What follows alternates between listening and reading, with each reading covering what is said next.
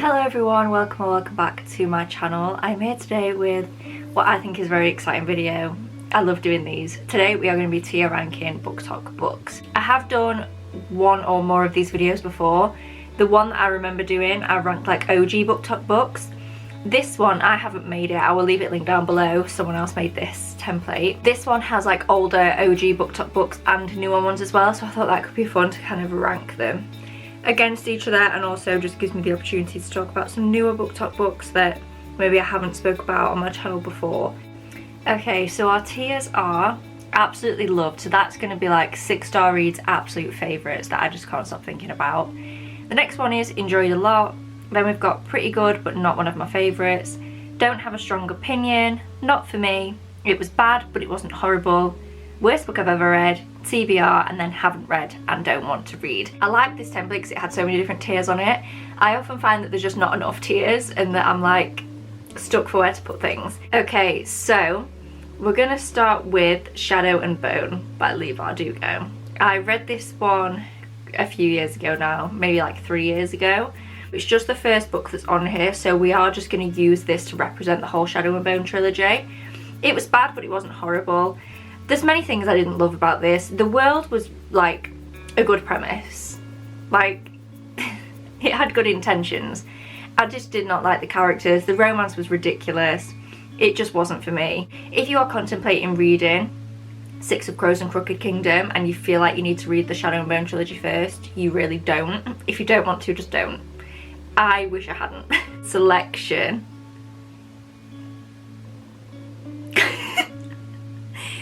This is pretty good. Okay, right now, is this actually good? No. But did I actually eat it up and devour this series in a stupid time frame? Yes. Like, if you don't know what I'm not going to talk about what every book in here is about, but if you don't know, the selection is basically like The Bachelor, but the other way around, is it? I've never seen the actual Bachelor. Basically, it's a prince and loads of people that want to be his wife living in the castle, but there's like quite high stakes, like there's fights and things that occur. It's just pure entertainment. Like, is it actually groundbreaking? No, of course it's not, but it's just pure entertainment, so I think it actually was pretty good. Shatter Me, 6-star read, 6-star series. Were the last 3 books insane? Yes, but let's just think about like the first 3 or 4 books. 6-star series, obsessed. Aaron Warner really made me believe that like blonde men in books actually deserve rights, so it gets a 6-star just for that. The Song of Achilles, not for me. I can see why people love this. I think it's one of those books you either resonate with or you don't. I didn't. I can appreciate it like for what it is, but it's just not for me personally. We Were Liars. I can't really remember this. It might well have actually been horrible. I think I ended up giving it 3 stars. However, I read this when I hadn't read much, kind of like I've read my entire life, but I was getting back into reading like a big amount of books, and I hadn't really read much like outside of the Hunger Games in quite a while when I read this book. So I think if I read it now, I would probably... The thing is, it's not the worst book I've ever read, it's just ridiculous. But like, it was quick and easy to read, so we'll put it in. It was bad but it wasn't horrible. Red Queen is on my TBR. I do own the physical copy of it, I just have not gotten to it yet. A Little Life I will never be reading. I used to want to read this, it used to be on my TBR, and I just kept thinking like, oh yeah, like when I'm in the right mind frame, like when my mental health's a bit better, I'll read this. I think I've just accepted I'm never going to be in the mind frame where I am okay enough to read this book, and that is fine with me. Six of Crows, again, I'm going to put it in pretty good but not one of my favourites. Again, I can see why it would be a favourite for some people. I think the Shadow and Bone trilogy really just soured my opinion of this entire universe, unfortunately. But Six of Crows is good. I think I gave it like 4 stars. It's basically a heist novel, so it's just fun and it has good characters, so I would definitely recommend that duology. The Hating Game by Sally Thorne. I enjoyed this a lot. I think I gave it 5 stars at the time. Would I give this 5 stars if I read it now? No, I probably wouldn't, but I think I would still enjoy it and I would still think it was just a fun time, because that's what it is. It's basically just a silly office romance. Is it cringy? Yes. Does he paint his bedroom? like paint his bedroom walls the colour of her eyes? Yes. And is that weird? Absolutely it is. But it's just entertainment. The Cruel Prince is going straight up into absolutely loved.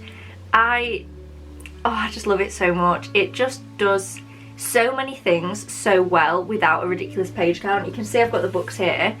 Like, it's not an overly long fantasy book at all. The series, like, the books aren't long for the sake of it. I feel like a lot of fantasy books are made long, especially when you get into a series, for the sake of it. These aren't. They're quick, snappy, simple, easy to read, but well done. And I loved it. Caraval. I absolutely loved Caraval as well. I have only read the first one, so I don't know how I'll feel, obviously, about the rest of the trilogy.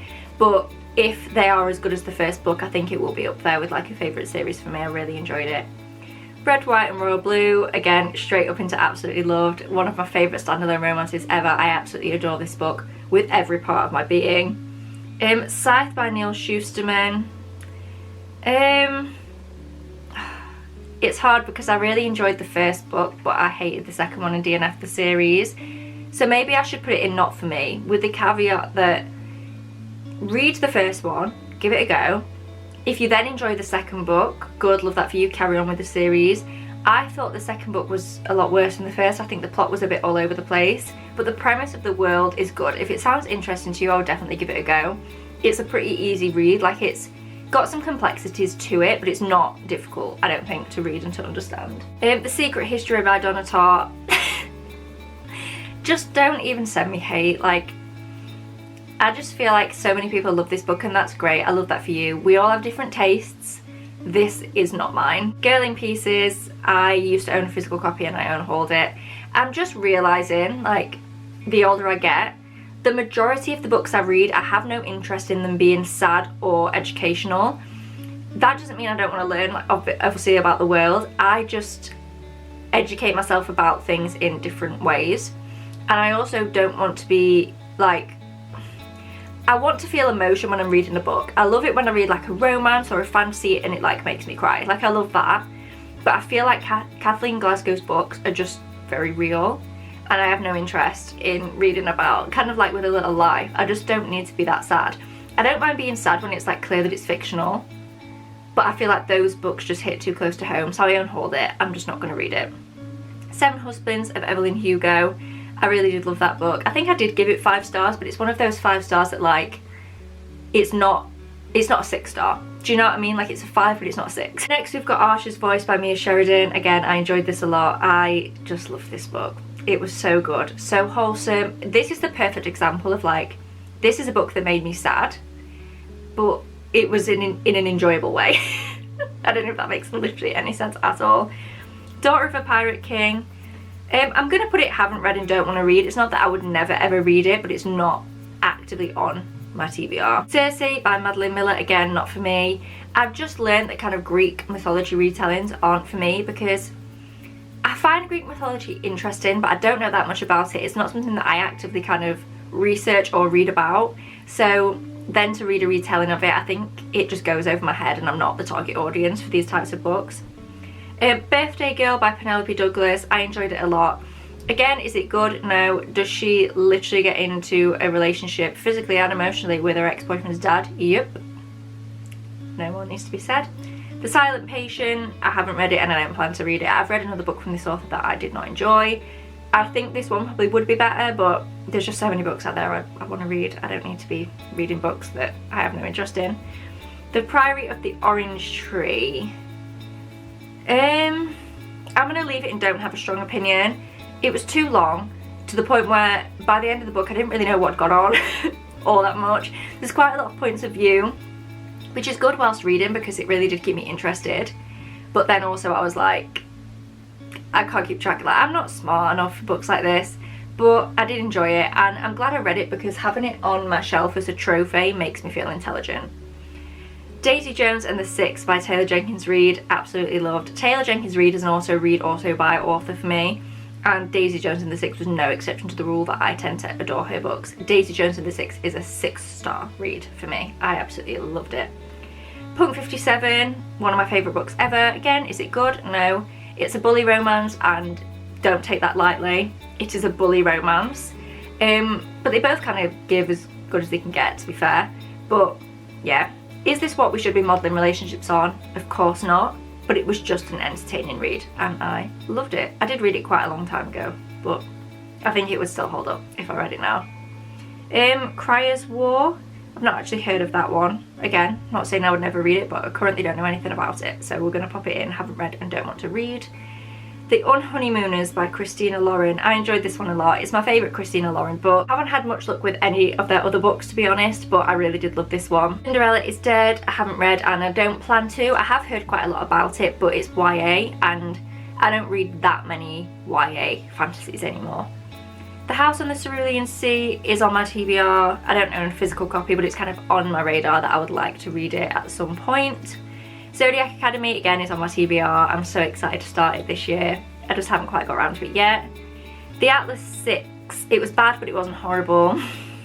Again, probably an unpopular opinion. It was just too nonsensical for me. Like, I don't want to use that much brain power when I'm reading a book, and I completely get this is like a me problem. I'm definitely learning my book taste now that these just aren't the kind of books for me where it's like overly complex and like you have to figure everything out. The Invisible Life of Addie LaRue, I enjoyed this book a lot. Really different for me, and this is why I will never kind of pigeonhole myself and say that I'll never read anything out of like a romance or a fantasy, because now and again I'll read a book like The Invisible Life of Addie LaRue and just fall in love with it. A Court of Thorns and Roses, the whole series I absolutely loved. There's varying ratings in there amongst the books, but overall I love the series. It's one of my favourite fantasy series, as it is with most other people.